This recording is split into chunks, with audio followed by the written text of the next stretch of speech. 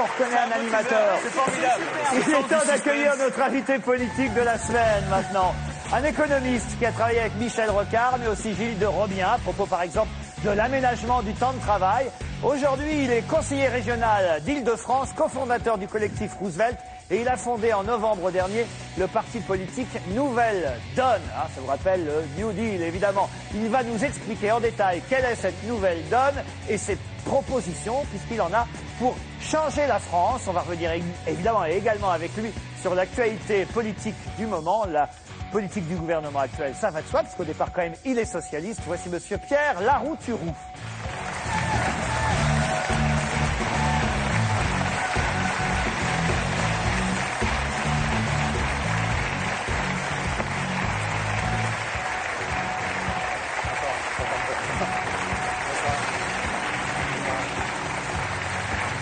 Bonsoir.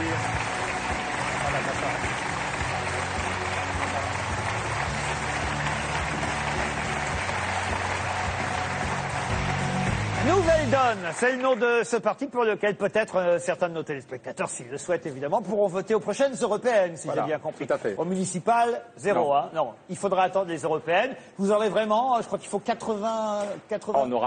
On est déjà 4800 adhérents aux 4 coins du pays, donc on aura du monde partout pour faire connaître nos solutions. Donc on pourra voter dans chaque région française. Et dans toute l'Europe aussi, c'est ça la question. On ne sait pas encore si on aura des amis en Grèce ou en Espagne. On a des gens du collectif Roosevelt dans 6 pays d'Europe, mais on va se concentrer sur la France pour faire bouger les choses déjà en France. Alors moi, j'avais effectivement déjà lu les propositions du collectif Roosevelt il y a maintenant un an et demi. Il y a presque 2 ans. Presque 2 ans. C'était pas inintéressant. D'ailleurs, on se disait, tiens, voilà des gens qui, en tout cas, ont des propositions concrètes à faire pour le pays. Mais je n'imaginais pas que ça allait devenir un parti.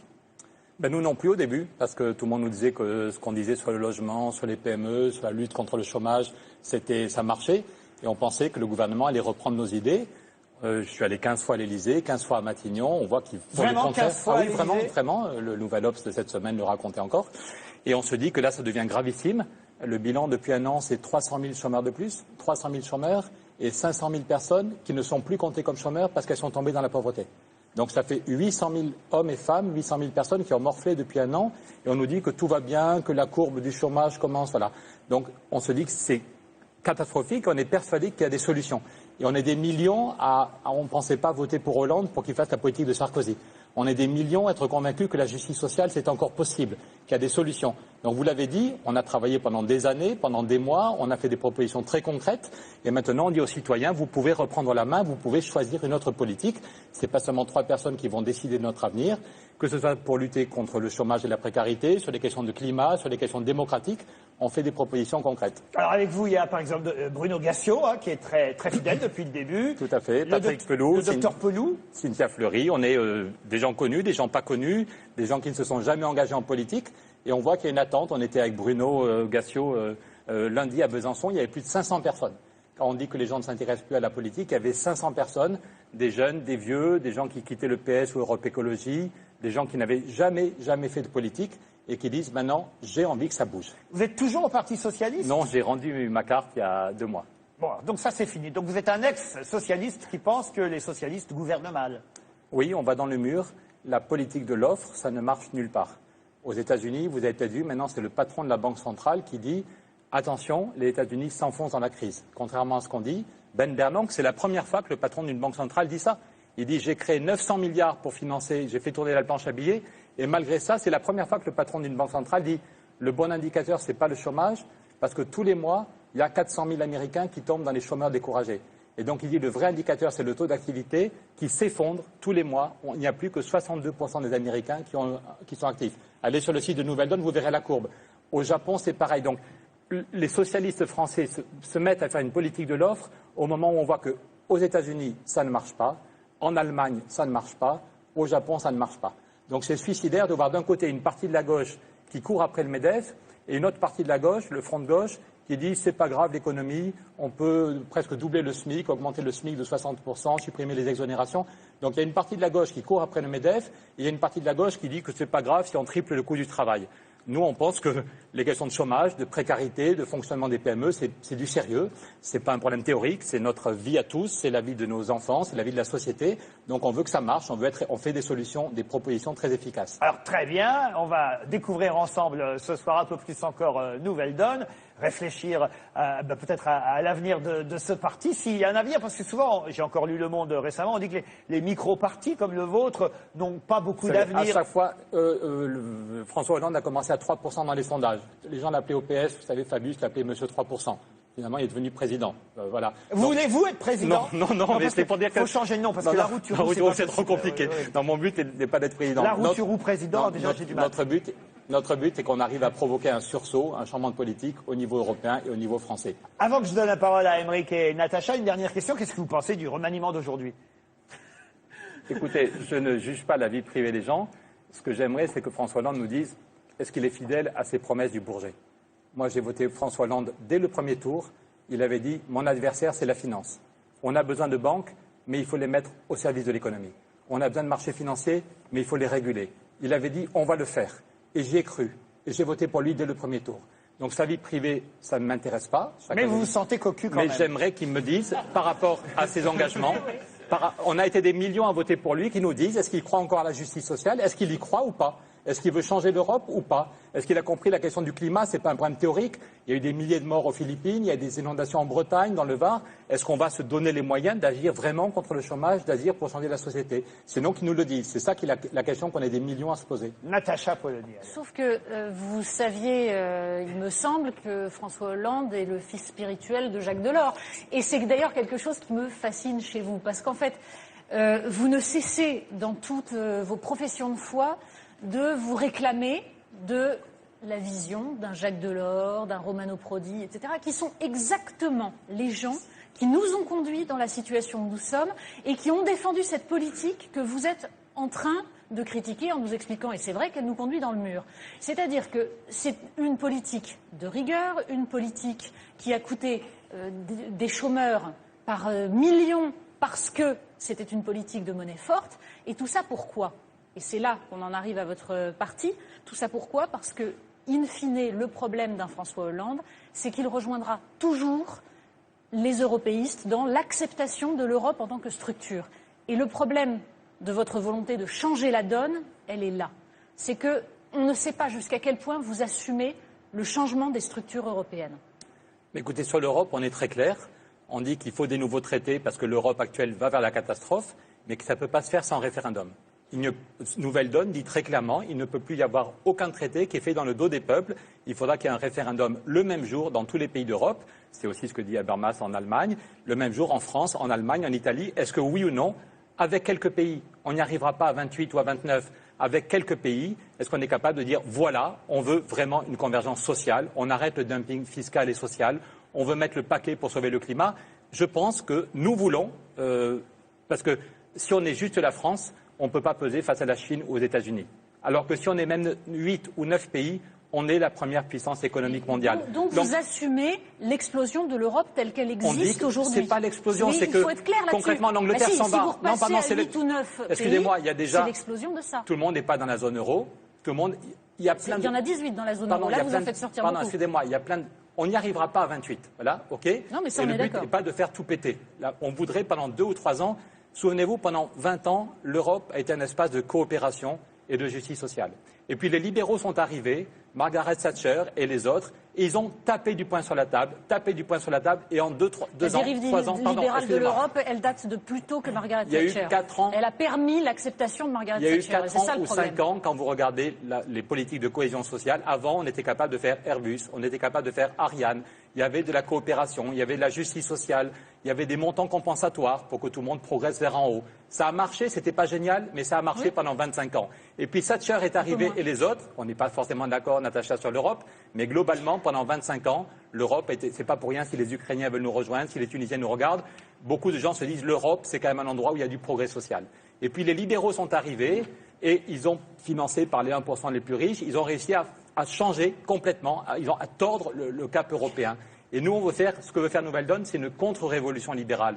Et de même que Thatcher et les autres ont pris 3 ans pour changer le cours de l'Europe, on voudrait taper du poing sur la table et dire, avec quelques pays, je pense que les salariés portugais, les salariés espagnols, les salariés italiens et les retraités et les paysans seront d'accord avec nous. Il n'y a pas qu'en France qu'on veut... Mais... Donc, est-ce qu'on se donne les moyens de changer le tir? Prenons un exemple. Vous nous parlez de redonner de l'oxygène aux États en finançant la vieille dette publique à 1%. Nous sommes d'accord que c'est contraire au traité actuel, donc il faut en effet renégocier ça. Et je suis désolée de vous le dire, mais l'Allemagne n'est pas d'accord pour renégocier ça. Il y a 10 ans, ceux qui parlaient d'une taxe Tobin, on les prenait pour des affreux gauchistes. Jospin et Schröder n'en voulaient pas. Aujourd'hui, il y a 11 pays qui ont lancé une taxe Tobin. Les lobbies bancaires se déchaînent, mais c'est parce qu'ils ont peur. Il y a 11 pays. Les Anglais sont furieux. Pardon, Natacha, c'est pour dire que... Je sais, de même qu'il y a 10 ans, on se faisait traiter d'anti-européens et fachos quand on disait qu'il y avait un problème avec le statut de la Banque centrale. Ça veut dire que c'est pas facile. Qu'il y a toujours un problème. Mais il y a 11 pays. Ça veut dire que même avec les traités actuels, et tant mieux si l'Angleterre s'en va, ce sera des amis à l'extérieur. Je pense qu'ils sont en train de prendre leur distance. C'est eux qui bloquaient pour l'Europe politique, pour l'Europe sociale, pour lutter contre le dumping. Et à quelques pays, je ne vous dis pas que c'est facile, mais si on ne fait rien, on va vers une catastrophe. Je pense que les peuples mûrissent, que l'idée que... Pourquoi il y a maintenant un salaire minimum en Allemagne? Parce qu'ils comprennent qu'ils vont dans le mur. Même les ventes de voitures reculent en Allemagne parce qu'il y a beaucoup trop de précarité. Donc je ne vous dis pas que c'est facile, mais petit à petit, les gens comprennent que le libéralisme, ça nous amène à la catastrophe. Donc est-ce qu'on est capable, avec les salariés allemands, les salariés espagnols, les retraités, les paysans, est-ce qu'on est capable d'aller au combat? Voilà. Et de même que Thatcher a réussi à changer la donne, je pense que d'ici 2-3 ans, on peut essayer. Et sinon, il faut faire le bras de fer ou faire comme De Gaulle, la politique de la chaise vide et dire on ne paiera plus notre part du budget. Nouvelle donne propose de dire dans 3 ans. Vous assumez le risque de l'explosion, mais dans tant 3 ans, mieux. Moi, je suis pour dans 3 ans, assumer ce risque. Le bras de fer en disant aux amis, vous avez déjà bougé sur la taxe Tobin. Il y a 11 pays qui ont signé. On continue et on veut une Europe. On a bien compris. Voilà.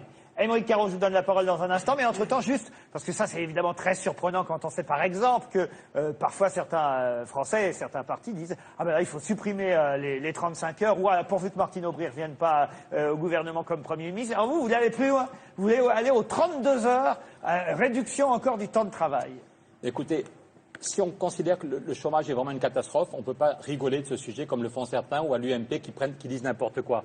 L'autre jour, dans Le Figaro, la semaine dernière, c'est Xavier Bertrand qui a lâché le morceau et qui a dit que la durée réelle... Il sortait du restaurant avec Nicolas Sarkozy. C'est possible. Je ne sais pas s'il a... Mais l'intérêt, c'est qu'il a dit la durée réelle en France est à 39,6 heures. Xavier Bertrand, ancien ministre UMP, dit arrêtons les blagues et les combats à 1. Il dit la durée réelle pour quelqu'un qui a un temps plein est aujourd'hui à 39,6 heures. Et il y a des millions de chômeurs qui font 0 heure par semaine. Donc si on trouve que cette façon de faire est la bonne, on continue comme ça.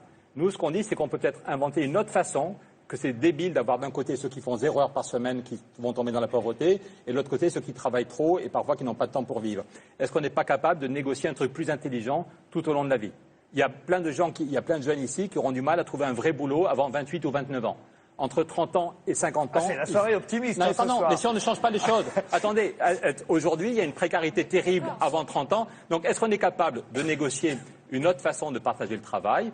Et je crois que vous avez lu les bouquins, donc vous avez vu que c'est possible. Il y a déjà 400 entreprises qui l'ont mis en place. Par exemple, quand vous achetez du jambon Fleury-Michon, l'usine travaille 6 jours par semaine, mais chaque salarié ne fait que 4 jours. Ils ont créé 130 emplois. C'est la fameuse semaine de 4 jours qui vous est chère depuis des années. Non, mais c'est une des façons de faire. On n'est pas là pour dire voilà tout le monde dans le même moule. On dit juste que c'est une question fondamentale. Aux États-Unis, le débat revient depuis 3 mois. C'est le bras droit de Bill Clinton, Robert Reich, qui dit la grande réforme que doit faire Obama, c'est qu'est-ce qu'on fait des gains de productivité, qu'est-ce qu'on fait du temps de travail. En Espagne, c'est le patron de la commission du budget qui dit il faut passer à la semaine de 4 jours. En Allemagne, depuis 2 mois, c'est les syndicats allemands, le plus grand syndicat qui dit il faut reprendre ce mouvement. Juste une minute sur Sarkozy. C'est quand même incroyable qu'il ait mis des blagues, pour être poli, dans la tête de tout le monde. Travailler plus pour gagner plus. Tout le monde a bien vu que ça ne marchait pas. Mais depuis un siècle, qu'est-ce qu'on a fait?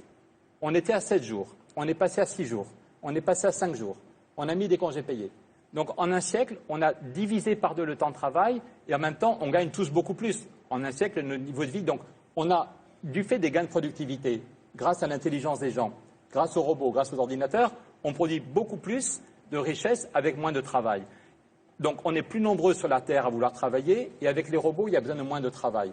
Est-ce qu'on continue un partage stupide? Des millions de chômeurs font 0 heure. La question n'est pas vraie dans tous les domaines. Pardon, et les est-ce qu'on est capable il y a eu un mouvement historique. Ces gains de productivité n'existent pas dans tous les domaines professionnels. Et le problème, c'est que les 35 heures ont désorganisé de façon absolument dramatique. J'ai fait un livre qui s'appelait 35 heures, le double piège. Natacha, je crois que vous en souvenez, on a été en débat à l'époque. Il ne s'agit pas de les imposer. On était les seuls à l'époque. J'avais fait un livre qui s'appelait 35 heures, le double piège. Martine Aubry ne voulait même pas me serrer la main. Donc sur la méthode, on n'était pas du tout d'accord, et sur le contenu de la loi, on n'était pas du tout d'accord. Mais c'est pas parce qu'il y a eu un échec ou un demi-succès, ça a quand même créé 300 000 emplois, c'est pas pour ça que ça doit devenir un sujet tabou. Certains disent qu'ils ont été créés par la croissance, qui était une croissance mondiale à l'époque, plutôt que par les 35 heures. Il y a débat là-dessus. Pardon, il y a eu, encore une fois, j'avais été le seul, quand Martine Aubry avait annoncé 700 000 emplois, j'avais été le seul à dire un article dans Le Monde pour dire non, ça ne créera pas 700 000 emplois, ce chiffre est faux. J'avais fait un bouquin pour dire les 35 heures, finalement, ça ne marchera pas parce que la méthode est catastrophique et que le fond n'est pas bon. Mais cela dit, si on compte, le partage actuel du travail ne va que pour les actionnaires. Quand vous avez des millions de chômeurs qui font 0 heure par semaine, quand les salariés ont la trouille, qui c'est qui peut négocier une augmentation de salaire? Donc les seuls, c'est pas pour rien si le MEDEF, dans tout ce qu'avait fait la gauche, est-ce que le chômage n'est pas c'est pas un problème de temps de travail. Le chômage, c'est un choix global qui a été de favoriser la lutte contre l'inflation plutôt que la création d'emplois. C'est-à-dire que ce sont les salariés qui sont devenus... Pardon, non, pas évidemment. C'est une logique implacable. Et c'est vrai qu'à partir du moment où on est de plus en plus sur Terre et qu'il y a des emplois qui disparaissent à cause de la technologie qui progresse, évidemment, il faut partager le temps de travail. Qui doivent être créés parce que les gains de productivité... Non, mais je ne suis pas spécialiste comme vous, mais en un siècle, on a multiplié les richesses par 40 à peu près, c'est ça? Et alors qu'on a divisé par 2 le temps de travail. Donc il n'y a pas d'opposition entre travailler moins et gagner plus tous ensemble. L'agriculture, c'est formidable. Les gains de productivité, ça a éliminé en effet tous les bras, on a remplacé ça par de la chimie. C'est exactement. Excusez-moi, si vous lisez les propositions de Nouvelle Donne, excusez-moi, pardon. Je sais très bien, vous êtes un des rares à vous intéresser réellement à ces questions-là. Mais donc c'est l'exemple type d'un endroit où les gains de productivité, justement, n'ont pas permis... Si on crée Nouvelle Donne, c'est pas pour dire que tout ce qu'on a fait depuis 30 ans est bien. Si l'UMP et le PS faisaient des bonnes politiques, on se reposerait chez nous au lieu de créer Nouvelle Donne. Si on crée Nouvelle Donne, c'est qu'on veut changer les choses, y compris en matière agricole, y compris en matière européenne, et que si on reste chacun chez soi à dire notre frustration, on ne va pas arriver à faire bouger les choses. Émeric Caron. Je pense qu'il y a pas mal de choses assez intéressantes dans votre programme. Déjà, l'originalité, c'est que quand on va sur votre site internet, on trouve une citation de Théodore Monod, une phrase mise en exergue, assez rare chez des hommes politiques. Laquelle? Alors c'était la civilisation, la vraie, se construit sur des ruptures. Voilà, exactement. Puis des renoncements. Puis de Gandhi également, qui sont quand même des gens dont la pensée est très intéressante et à mon avis qu'on ferait mieux d'écouter aujourd'hui. Même celle d'Einstein, moi j'aime bien. C'est pure folie de faire sans arrêt la même chose et d'espérer un résultat différent. On fait la même chose depuis 30 ans, la même chose, et on espère que ça va changer. C'est ridicule. Puisqu'on y est. Enfin, après, il a ajouté, c'est relatif, quand même. Et Gandhi, un arbre qui tombe fait beaucoup de bruit et une forêt qui pousse le fait en silence. Elle va pas s'emmerder. Et Pierre Dac, changer le pansement ou penser le changement, il faut choisir. C'est le problème de nos politiques. Mais alors, il y a des choses assez intéressantes et je vais rentrer dans le détail de certaines propositions dans un instant. La remise en cause du mythe de la croissance, etc. Mais alors, ce que je ne comprends pas très bien, c'est que vous nous dites que si on appliquait votre programme aujourd'hui, dans 5 ans à peu près, le chômage serait réduit de moitié. C'est pas tout à fait ça. C'est qu'on peut créer 2 millions. Vraiment, si on fait une vraie politique du logement en regardant ce qui marche aux Pays-Bas ou en Allemagne, à chaque fois c'est chiffré, vous avez vu. Si on fait une vraie politique sur le financement des PME en séparant les banques de dépôt et les banques d'affaires, les banques vont faire leur job vis-à-vis des PME. Si on donne 40% des marchés publics aux PME, non mais pardon, il n'y a pas de baguette magique. Mais en faisant tout ça, on peut créer 2 millions d'emplois. Et comme il y a 5 millions de chômeurs, ça ferait, ça changerait le climat. Ce qu'on ne comprend pas trop, et avant de revenir vraiment dans le détail de certaines propositions, c'est pourquoi, si vos idées sont si bonnes, alors que vous connaissez si bien les cadres du Parti socialiste, ceux qui nous dirigent aujourd'hui, vous avez l'oreille de Jean-Marc Ayrault, pourquoi ne vous ont-ils pas écouté? Pourquoi n'apportent-ils absolument aucun crédit à vos propositions? Est-ce que c'est parce qu'on a vraiment aujourd'hui un Parti socialiste extrêmement bête, extrêmement stupide, ou est-ce que c'est parce que vos propositions sont un petit peu bidons, pas complètement crédibles? Non, écoutez, bidon, je crois que personne ne le dit. Franchement, vous avez peut-être vu... Ah non, il y a certaines intéressantes. Tout le monde nous dit, au contraire, c'est ça qui est énervant. C'est pour ça que... Alors pourquoi le PS ne nous a pas écoutés? Mais il faut leur demander... Il n'y a aucun débat au sein du PS. C'est-à-dire qu'on ne peut pas réformer le Parti socialiste de l'intérieur aujourd'hui? C'est pour ça qu'on l'a quitté. Il y a 1 an et demi, avec Stéphane Hessel, on a repris notre carte. On est allé au Congrès, vous l'avez peut-être vu, tout le monde dit qu'on a fait plutôt un bon score. On a fait un texte, c'était en gros ses idées, avec des amis. Il y a eu plus de 10 000 militants du PS qui ont voté pour nous. Alors qu'on nous avait dit que le parti était verrouillé, on a fait 12%. Et Harlem Désir nous avait promis qu'on prendrait 3 mois, chez le mail d'Harlem Désir qui dit on va prendre 3 mois pour travailler sérieusement sur le chômage et la précarité, en janvier, février, mars. Voilà. Nous, on était contents, on s'est dit on aura 3 mois de débat, on va travailler vraiment pour voir comment sortir du chômage, de la pauvreté. On n'a pas eu 3 mois, on n'a pas eu 3 semaines, on n'a pas eu 3 heures de débat. Il n'y a aucun moment, c'est vrai sur le chômage, c'est vrai sur les questions de climat, c'est vrai sur les questions d'éducation, c'est vrai sur l'Europe. Il y avait une convention sur l'Europe. On voulait juste déposer 5 lignes pour dire que sur l'Europe démocratique, c'était maintenant, qu'on n'allait pas attendre que le Parlement soit rempli de fachos et d'eurosceptiques. On voulait juste dire c'est maintenant qu'il faut accélérer avec quelques pays sur l'Europe démocratique. Et Harlem Désir et son directeur de cabinet, 15 minutes d'insultes pour qu'on ne puisse pas déposer l'amendement. Il n'y a aucun débat. Et ce qui est troublant, c'est pour ça que Nouvelle Donne fait des propositions sur la démocratie. Ce qui est troublant, c'est qu'aujourd'hui, les députés ont le moral à zéro et s'écrasent. L'autre jour, il n'y avait plus que 18 députés en réunion de groupe. Tous, ils se font engueuler par leurs enfants, engueuler par les militants, mais on continue parce que le chef l'a dit. Le Nouvel Observateur a raconté la semaine dernière comment Jean-Marc Ayrault ne croit plus du tout au discours sur la croissance et voulait changer de politique. Et puis, le chef lui a dit la croissance revient, voilà. Donc, le chef, c'est qui? C'est François Hollande? Écoutez, je ne suis pas dans leur discussion, je ne suis pas dans le secret. Moscovici, vous écoute, Moscovici? Non, quand vous Tout voyez à ce l'heure, qu'il on a a fait parlé sur les des bancs. paradis fiscaux. Là, qu'est-ce que Non, c'est un scandale. C'est un scandale. Jersey et C'est un Bermude. scandale. Non, mais attendez, c'est pas juste un problème éthique. Il manque 40 milliards chaque année dans les caisses de l'État. On va augmenter la TVA sur monsieur et madame tout le monde. On va augmenter les impôts sur monsieur et madame tout le monde. Il y a des régions où on ferme des hôpitaux, où il manque des profs en collège ou en lycée, mais il y a 40 milliards qui partent vers les paradis fiscaux et on ne fait rien. Donc, une des propositions de Nouvelle Donne sur les paradis fiscaux, c'est très concret. Est-ce qu'on fait comme les États-Unis une FATCA?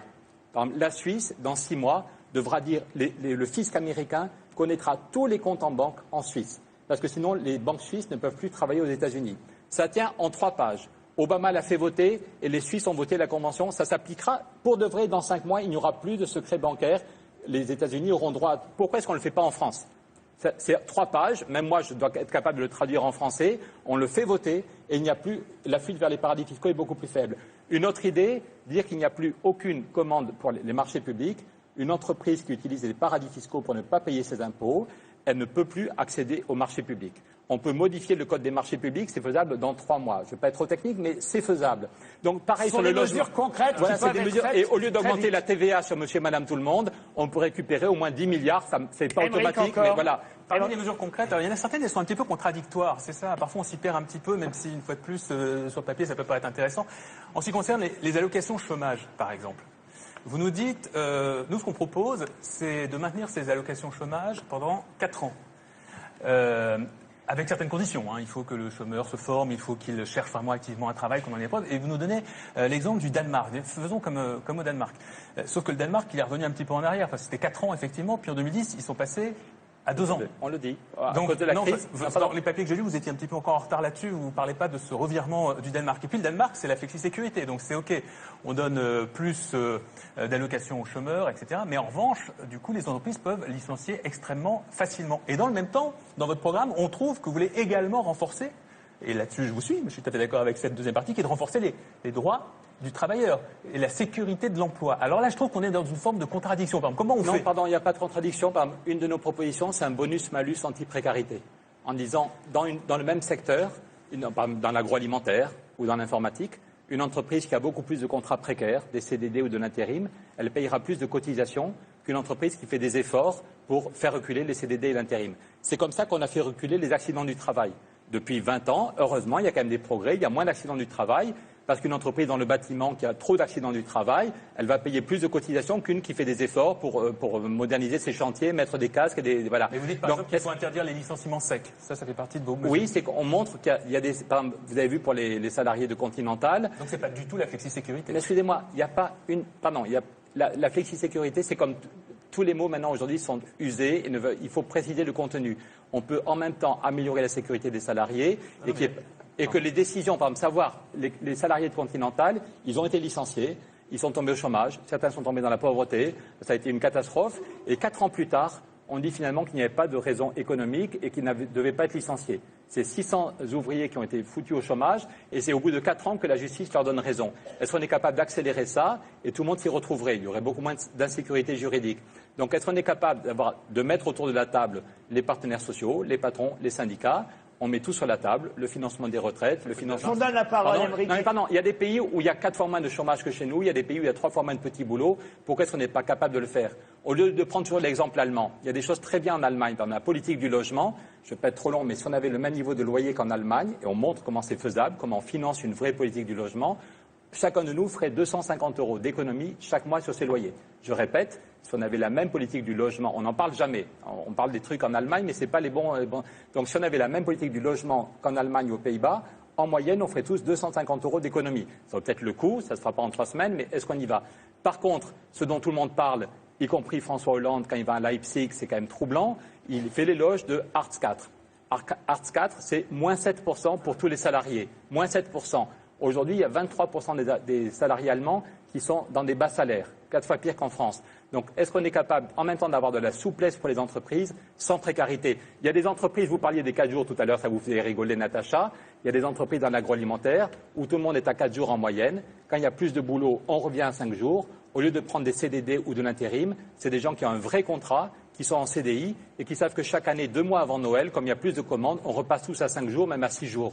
Donc c'est des gens qui ont un vrai contrat, qui ont un salaire tous les mois, au lieu d'avoir des CDD et l'intérim. Est-ce que c'est de la flexi-sécurité? Moi, c'est un truc qui me va bien. Si les gens sont en CDI, qu'ils ont un vrai boulot et un vrai salaire, mais qui sont un peu souples, qui ne sont pas forcément tout le temps à 4 jours, je trouve que c'est plutôt intelligent. Natacha Aymeric, je vous redonne la parole. Je voudrais faire un tour. Vous avez déjà entendu parler de Nouvelle Donne, Cali?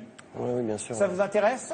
En tout cas, vu les personnages dont vous vous entourez, Bruno Gassio et Patrick Pelloux, Ça vous donne plutôt confiance. Ouais, j'ai très confiance dans leur discours. Voilà. Plus que. C'est pas qu'on s'entoure, c'est qu'on est une équipe. Il y a aussi Christiane Essel, la femme de Stéphane Essel, qui était avec nous pour créer Nouvelle Donne. Et vous, Clovis Cornillac, vous en aviez entendu parler de Nouvelle Donne? Très vaguement pour être honnête, Ce mais sera plus précis ce pour le soir. coup, voilà, ça commence à devenir plus net. Et vous, Florent Marché? Oui, un petit peu. Je sais que c'était un peu difficile au début. Mais vous y croyez? C'est bien qu'il y ait des propositions nouvelles, je trouve. Pourquoi pas? Voilà, peut-être ce soir, vous allez convaincre une partie de nos téléspectateurs. Allez sur le site, les amis, allez sur le site de nouvelledonne.fr. Notre avenir, c'est nous qui le décidons. On ne va pas compter sur des gens qui sont là depuis 30 ans, qui répètent toujours la même chose. Prenez un quart d'heure. Quand on fait une soirée de football avec les copains, on prend 2 heures. On commande des pizzas, on est 2 heures devant le foot. Vous pouvez prendre, non mais sans rire, vous pouvez prendre au moins un quart d'heure pour aller sur le site de Vous Nouvelle vendez Donne. pas mal, vous vendez Non, pas mais mal. attendez, sinon on va dans le mur, on va vers une catastrophe si on Une bouge pas. dernière intervention chacun. Natacha Polony. Là où vous avez totalement raison, c'est en effet que les hommes politiques de droite comme de gauche font la même politique depuis 30 ans et qu'il faut absolument changer. Le problème, c'est de savoir quelle est votre possibilité à vous, votre capacité à changer les choses. Alors, il y a 2 problèmes d'ailleurs. Il y a la question de savoir si vous pouvez changer en vous présentant comme ça aux européennes qui, certes, facilitent l'émergence de nouveaux partis, mais qui sont des feux de paille en général. Et là, c'est vrai que vos propositions sont extrêmement proches, on va dire c'est un mixte entre Europe Écologie Les Verts et la gauche du PS, avec d'autres choses nouvelles, mais grosso modo pas tant que ça. C'est simplement que pourquoi ça n'a pas été mis en œuvre? C'est la question à se poser. Ensuite, est-ce que vous, avec un feu de paille européen, vous y arriveriez ou est-ce que vous avez une possibilité de vous ancrer? Honnêtement, c'est difficile. Et surtout, il y a ce 3e point, c'est un discours qui est un discours fondé sur l'idée que les citoyens doivent se prendre en main, etc. Et ça, à première vue, oui, formidable. Sauf que cette question de la démocratie participative, est-ce qu'elle suffit ensuite à changer les choses? Allez, on laisse parler, là, on a bien compris. Pardon, on n'en reste pas sur la démocratie. La question de la démocratie est fondamentale, parce qu'on crève d'un système monarchique. Je ne sais pas si vous savez, quand la dictature est tombée en Roumanie, on a conseillé aux élites roumaines de ne pas aller directement de la dictature vers la démocratie, mais de passer par la Ve République. Une façon de voilà. Donc on est le seul pays au monde où le pouvoir est concentré aux mains de quelques personnes. Donc la question de la démocratie est fondamentale. Actuellement, les Français en redemandent. Il y a un sondage du Cevipof là qui montrait que plus de 50% des Français, justement, demandent avant tout on va dire un pouvoir fort tenu par quelqu'un qui a une vision. Un pouvoir fort, oui, une vision, veulent. oui, attendez, Une excuse-moi, vision. vous parliez de Roosevelt tout à l'heure, Laurent. Roosevelt, alors qu'il était vieux, qu'il était paralysé, il a créé une dynamique dans le pays. Mais c'était pas moi, je. Il parlait toutes les semaines aux citoyens comme à des amis. C'était mes amis, je vais vous expliquer comment marchent les banques. Et voilà la réforme des banques que cette semaine, je fais approuver.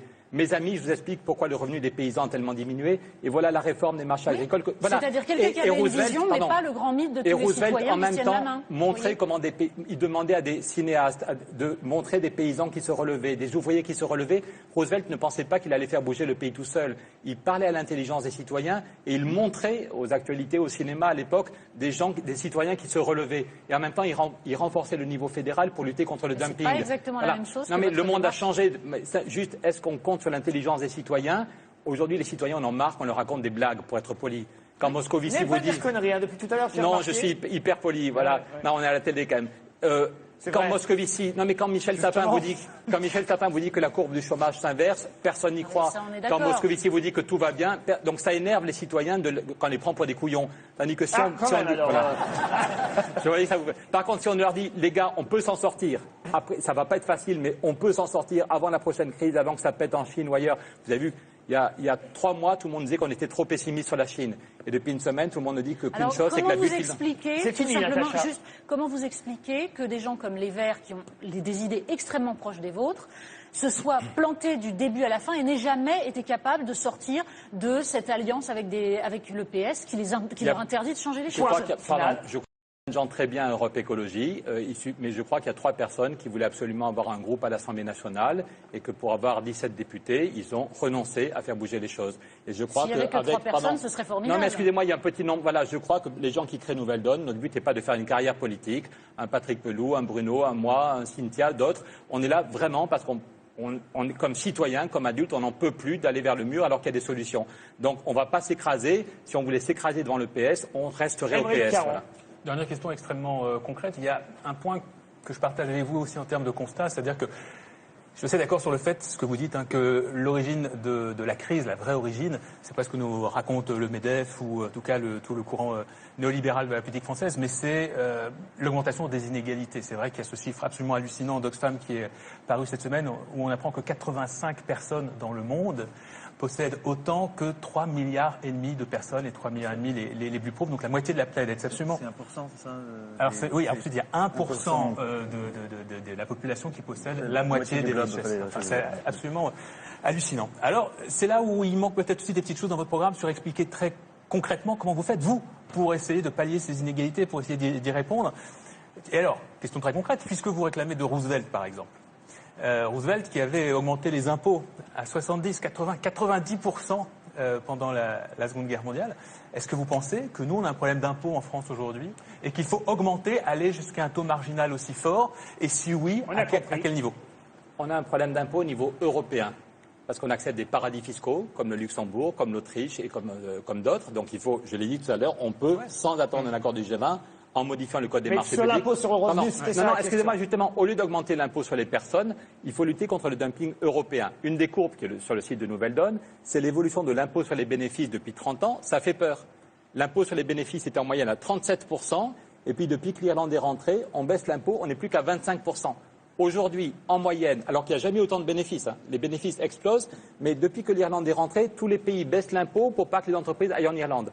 Donc aujourd'hui, en Europe, le taux moyen d'impôt sur les bénéfices est à 25, alors qu'il est à 40% aux États-Unis. C'est le monde à l'envers, c'est aux États-Unis d'Amérique qu'on taxe le plus les bénéfices. Aucun pays tout seul ne peut augmenter l'impôt sur les bénéfices, mais si on avait un impôt européen sur les bénéfices, donc non pas un impôt sur les personnes, mais un impôt européen sur les bénéfices, le budget agricole, la politique européenne serait financée comme ça, et la France économiserait chaque année 21 milliards. Puisque chaque année, la France donc envoie...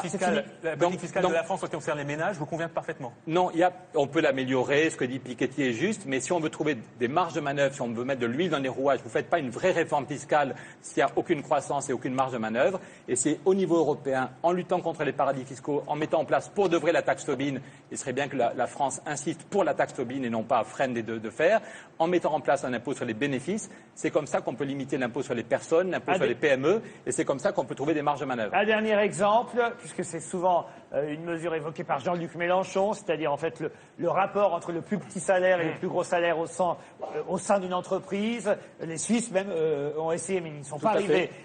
Vous proposez un rapport, un écart de salaire entre le plus petit et le plus grand au sein de la même entreprise de 1 à 50. C'est un des référendums. On pense qu'il faut donner la parole aux citoyens. C'est comme ça qu'en Suisse... Vous feriez passer ça par référendum? Oui, parce qu'on se dit qu'en Suisse, c'est comme ça qu'ils ont interdit les parachutes dorés et les retraites scandaleuses. Donc c'est comme ça, le peuple a décidé qu'il y avait des limites aux retraites excessives. Et ça a été voté en Suisse. Et donc on pense en France qu'il y a plein de lobbies. On a vu sur la réforme des banques, les lobbies bancaires ont gagné. On voit hélas que le fonctionnement de l'Assemblée n'est pas parfait. On voit que les lobbies bancaires ont encore leurs entrées à Bercy. Donc le mieux c'est de faire un référendum populaire. Et comme en Suisse, pour limiter les salaires de 1 à 12, c'était trop petit, ça ne marchait pas. Donc on préfère d'abord mettre de 1 à 50. Mélenchon, c'est 1 à 25, si ma mémoire est bonne, non? Notre but est que ça marche pour de vrai et pas dans... Une des différences peut-être avec Jean-Luc Mélenchon, c'est que nous, on voudrait que ce soit pour de vrai dans 1 an ou dans 2 ans, et pas dans 40 ans. Voilà. Donc vous êtes donc moins à gauche que Mélenchon. Ça dépend sur quoi. Non, je sais pas ce que ça veut dire à gauche. Politiquement, c'est un petit peu ce que je sais pas ce soir. Je sais pas ce que ça veut dire à gauche, parce qu'il y a des gens qui viennent du Front de gauche à Nouvelle-Donne, et il y a des gens qui quittent le MoDem. L'autre jour, il y avait 2 copains qui étaient côte à côte, un Patrick qui vient du MoDem et un Patrick qui vient du Front de gauche. Et ça fait 2 ans qu'ils travaillent ensemble sur le collectif Roosevelt, et ils sont d'accord sur 90% des trucs. Au lieu de s'engueuler, dans le Conseil national de la résistance, tout le monde dit que le Conseil national de la résistance était génial. La plupart des gens étaient à gauche, mais il y avait aussi des gaullistes, il y avait les communistes, et tout ce monde était ensemble. Ça tombe bien parce que ça correspond exactement au dessin que vous avez choisi. Rencontre au sommet entre François Hollande et le pape François. C'est drôle tous les deux, François, dit François Hollande. Et le pape François lui répond oui, mais moi, on me croit toujours de gauche. Pourquoi ce soir? Un dessin de Pancho dans le Canard enchaîné. D'abord, souvent drôle, Pancho. Et quand le pape est allé à Lampedusa, j'ai trouvé que ça avait l'allure que son premier discours, ce soit devant les gens qui meurent pour venir en Europe, et qui parle de la mondialisation, qu'on accepte une mondialisation qui accepte des inégalités scandaleuses, la banalisation du mal, je ne sais plus comment il a dit, l'indifférence généralisée. Donc alors que c'est étonnant de voir que maintenant le pape ou la Suisse vont être plus à gauche que nous. La Suisse qui lutte contre les parachutes dorés, le pape qui dit qu'il faut de la justice sociale, qu'il n'y aura pas de sortie de crise sans justice sociale. Ce serait bien si le PS... Enfin voilà, nous on veut que les citoyens se réveillent en France. On retrouve les deux François dans un dessin choisi par Émeric Caron, Hollande au Vatican. Madame n'est pas venue, la tienne non plus, connard. Franchement, pourquoi vous avez pris ce dessin signé Luz, Émeric? Pour être dans l'actu. Non, c'était juste parce que... C'était une rencontre assez froide entre les deux hommes qui finalement n'ont vraiment rien à dire, ils n'ont vraiment rien en commun, ils sont opposés l'un à l'autre. C'est-à-dire que le pape, il a l'habitude de voir des fidèles, d'habitude. Pas mal. Encore que ces dernières années, il s'habitue à voir d'autres. Non, puis c'est surtout que voilà, il y en a un qui est très progressiste sur les questions sociétales, donc Hollande, l'autre pas du tout, qui est à moitié réel avec le pape, et puis, enfin à moitié même complètement. Et puis, en revanche, sur la question de la redistribution des richesses, etc., on a un qui est très social, le pape, puis l'autre qui est néolibéral. Donc ils peuvent vraiment pas s'entendre. Le choix de Clovis Cornillac, c'est François Hollande qui se cache derrière la porte. Shining, Valérie Trierweiler est sortie de l'hôpital. C'est un dessin de Ménégol, pardon. Sur le Figaro.fr, je crois. Clovis, pourquoi ce choix? C'est l'aspect cinématographique? Oui, hein, c'est-à-dire que très sincèrement, je suis un peu d'accord avec ce que disait Cali tout à l'heure, donc c'est pas, je suis pas un amoureux de cette histoire et finalement ça me regarde pas, mais simplement sur la qualité du dessin, c'est-à-dire quand j'ai vu le dessin, je me suis dit, je trouvais ça très drôle et très juste. Alors c'était pour féliciter ce dessinateur et l'idée est très marrante. Je trouve que ça marche. Voilà. Marie Barrault a choisi un dessin signé Alex dans le Courrier Picard. Bernadette a envoyé un mot à Valérie Trierweiler. Bienvenue au club. Voilà. Explication. Alors je suis un peu jalouse parce que je pense que Clovis a dû choisir son dessin avant moi. Eh oui, il était parti déjà. Voilà. Mais pour reprendre un peu ces mots, c'est une histoire malheureusement très intime et qui nous touche tous et malheureusement de trop près. Vous voulez dire toutes les actrices? Voilà. Non, mais ce que je veux dire par là, qu'on pénètre un peu trop dans l'intimité des gens et que ça ne nous regarde pas. Maintenant, c'était juste un soutien féminin. Alors, le dessin choisi par Cali n'a donc rien à voir forcément avec cette affaire. Il nous l'a dit tout à l'heure, ça l'intéresse pas. Mais en revanche, Poutine et les Jeux Olympiques qui vont commencer bientôt à Sochi, ça l'intéresse. Aucun homosexuel ne sera arrêté en 2014, a promis Poutine. Mais il ajoute seulement ses PD d'opposants. Toujours Alex dans le Courrier Picard. Vous ne diriez pas, comme Jean-Claude Killy, Poutine est mon copain? Non, je trouve que c'est quand même gros sabot, quoi. C'est quand même très gros sabot. On l'a vu avec les Femen, on a vu les opposants qui sont libérés à l'aube des JO de Sochi. C'est juste, il n'a pas de cœur, il n'est pas tolérant, rien du tout. C'est pas un humaniste du tout. Et donc faut quand même à un moment donné le crier, quoi. C'est pas sûr qu'il ait pas du sang sur les mains, quoi. Bon, voilà, c'est quelqu'un qui est invité partout et qui est quelque part trop respecté pour moi, voilà. On en reparlera évidemment parce que les JO vont être forcément, je ne sais pas s'ils vont être mouvementés, mais en tout cas, il y aura forcément des moments où certains sportifs, j'imagine, feront passer des messages pendant ces 15 jours. Johnny Hallyday, tiens, et l'exil fiscal, c'est le sujet choisi par Florent Marché. Où vit vraiment Johnny, hein, c'est le fisc qui s'est posé la question à un moment donné. Et lui, il répond dans le cœur des Français. C'est une belle réponse, signé Charb. Dans Charlie, pourquoi ce choix? Non, mais on parlait de paradis fiscaux, de mondialisation. C'est surtout la mondialisation de l'indécence. Surtout que Johnny a quand même fait toute sa fortune grâce aux Français, au public français. Et puis qu'il a à cœur de répéter à chaque fois qu'on lui prend 80% de ce qu'il gagne, ce qui est complètement faux. À chaque fois on le dit, c'est à partir d'un certain stade, ce seuil, voilà. Donc non, c'est un même type, le dessin assez réaliste, je trouve. La manif anti-IVG vue par Dounia Bouzard. On voit deux manifestantes. Il y en a une qui dit enceinte. Et si vous le gardiez, votre enfant? Et l'autre manifestante lui répond quand même, si on me dit que le bébé est pédé, je me poserai la question. Pourquoi ce choix? Un dessin d'Aurel dans le magazine Politis. Je suis dans mon cœur de métier, là. Hein. C'est-à-dire, on est en 2014. Faut arrêter de faire croire que les normes sont sacrées, ce sont toujours les hommes qui font parler les religions comme ils ont envie qu'elles parlent. Et les femmes dans tout ça, comment font-elles parler les religions? Le choix de Natacha Polony maintenant, Sarkozy le retour. Et on voit François Hollande qui dit, si à 60 ans, t'as pas une petite amie actrice, t'as raté ta vie. Natacha, pourquoi ce choix dans Marianne, dessin de la Serpe? Il y aurait une étude sociologique à faire sur l'évolution, en effet, des campagnes de présidents. Parce qu'on a beaucoup disserté, il y a 2 ans, sur les liens entre les hommes politiques et les femmes journalistes. Donc, et là, on est en train de passer à autre chose. Je pense que c'est un signe de la pipolisation de la politique, le fait que les politiques ne sont plus avec des femmes journalistes, mais maintenant avec des actrices, parce que François Hollande n'est pas le seul. Il y a une espèce de... Ah bah oui, moi du coup c'est un drame, quoi. Vous avez laissé, vous avez laissé passer le moment où c'était possible. Trop tard, mais je crois que c'est très significatif sur ce que devient la politique. Et justement, on retrouve l'ex-première dame chez Pôle emploi. Et vous cherchez un emploi de première dame, vous avez cotisé combien de temps? C'est un dessin signé Rançon dans le Parisien. Parmi mes choix, ce dessin, aussi, on retrouve même Merkel et François Hollande, la relance du couple franco-allemand. Il y a quelqu'un qui dit « il les lui faut toutes ». Et peut-être pour moi le plus drôle de la semaine, celui-ci, Copé est pour la disparition des départements. Il dit oui, surtout celui de la Sarthe.